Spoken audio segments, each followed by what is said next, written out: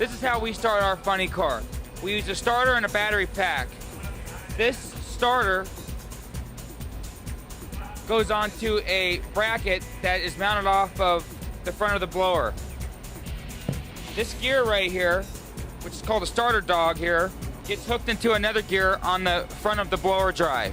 The blower is hooked to the motor through the blower belt, so they're all hooked together.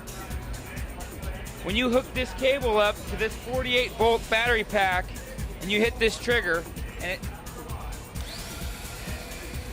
that goes flying over with a lot of torque.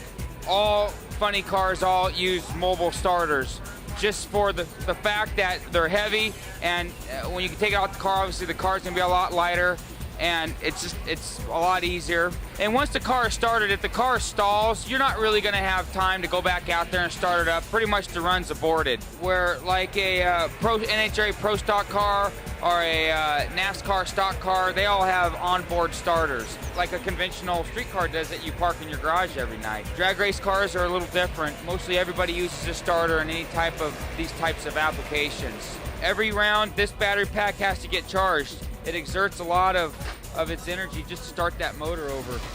We need to have 48 volts to turn this motor over because they're hard to turn over. At the bottom of our crankshaft, we have what's called a degree ring with magnets. That motor has to turn over so quick to simulate a running condition. If the motor's not turning over fast enough, it won't fire. So that's why we have to use 48 volts to turn that motor over.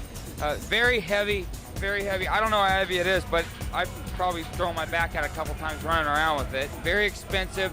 This battery pack alone is right at $2,000.